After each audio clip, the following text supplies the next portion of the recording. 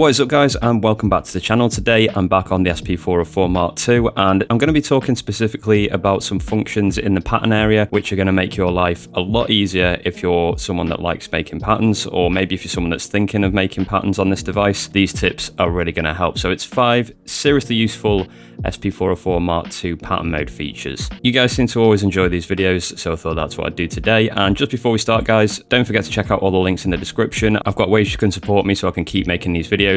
I've got drum packs and merch on spvids.com. There's affiliate links and things like that in the description as well. So if you could check any of those out and maybe make a purchase, that would be really appreciated. Okay, so let's get into this. The first one which I wanted to show you guys is that you can use subpad to change instantly between patterns.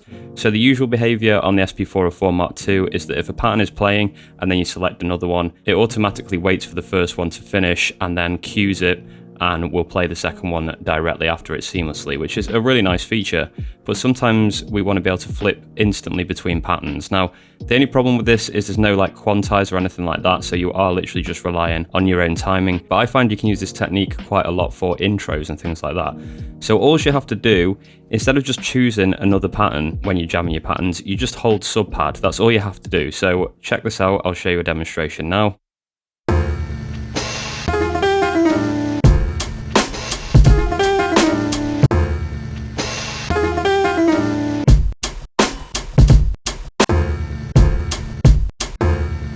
So there you can see I can change instantly between them. And for example, you might do something like this on the start of a beat.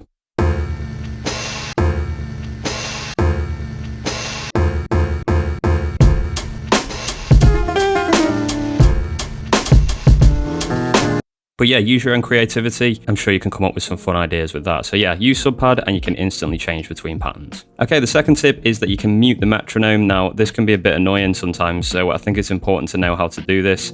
Not a particularly complicated one to do, but I find that it's very, very handy. Yeah, all you have to do is when you go into the record mode to record a new pattern, so you'll go ahead and press record. You can hear the metronome started. We're going to press record settings. Now you can't see it here on the screen yet because you have to hold shift over here. So hold shift and you can see Metronome Volume is currently on 5. You can turn that all the way down to 0, or you can just adjust it if you want that quieter as well. That's pretty handy to know. It's just remembering that you have to press shift when you're in the record settings.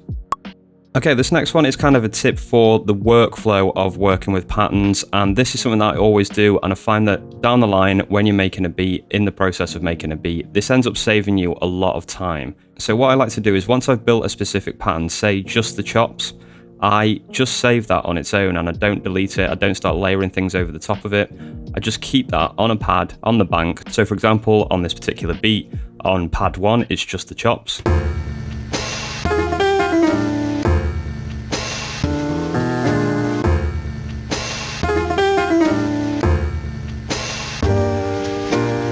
So instead of going in and starting to layer drums over that, what I like to do is just make a copy of it. You can do that by just going copy 1, and let's say I'll copy it to 9, copy, and then I start layering the drums on that one. Then if I make a mistake on 9, I can just delete it straight away and recopy 1 again. I find it's quite a fast workflow, and yeah, it's just good to have those around just in case. I've got another one here which is just the drums.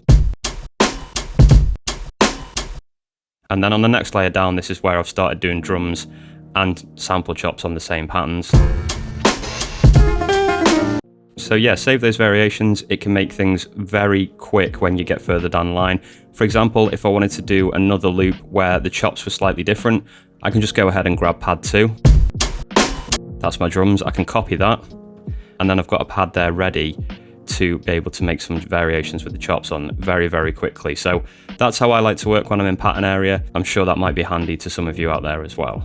The next thing that I want to show you in the pattern area is that you can bounce patterns to a pad and turn it into a sample. So this could be useful for a number of different reasons. One that springs to mind for me is you could bounce all your patterns, all your different patterns that you've made, to samples, export them, and then import them into a DAW like Ableton or Logic or FL Studio, and then you could arrange your beat there. It's just a little bit quicker and you've got a bit more control. I'm sure there's other good examples for using this as well. So I'll go ahead and show you how this is done. All you have to do is press the copy button, and you can see here it says pattern and pattern. So it's asking you to copy one pattern and paste it somewhere. So in order to get to the bouncing function, all you have to do is once you've pressed copy, go ahead and press pattern select, and you can see now it's changed to sample on the right hand side. So if I choose a pattern now, I'll choose 5, so A5, and now the view of the pads is actually gone to the A bank outside of pattern select, and it's showing me that 11 and 12 are free to bounce to. All the others have been used for sample chops and drums for this beat. So I'll go ahead and choose 12, and then you just press copy to confirm it. You can see now it's working. It doesn't take too long, but it depends on how long your pattern is. Okay, that's done, and it's bounced me out to the area where it saved it, and I've got it on pad 12 here.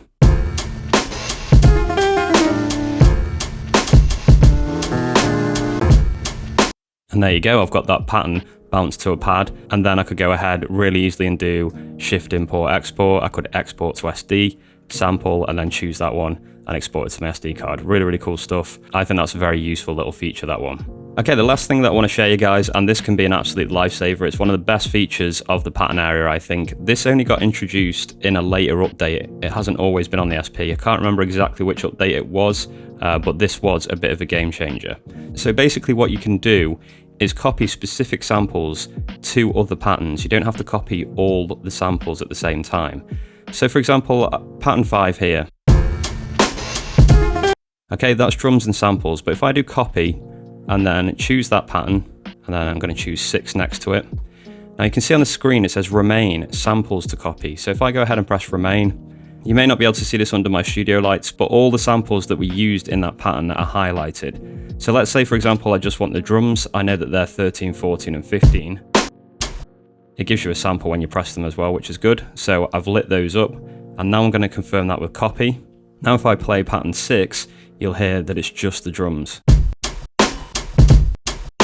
Really, really powerful stuff. I can go ahead and do that with just samples. So let's do copy 5 to 6. I'm going to do remain, and I'll just choose the sample chops. And it's just those 4 by the looks of it. Do copy, and now we should just have the sample chops. There we go, nice and easy. Delete that. And just one thing to note about that, it can be a little bit buggy sometimes. So if you are planning on doing that, one piece of advice which I'd say is always play the pattern that you're going to copy from first, even if it's just for a little second or so, just like this.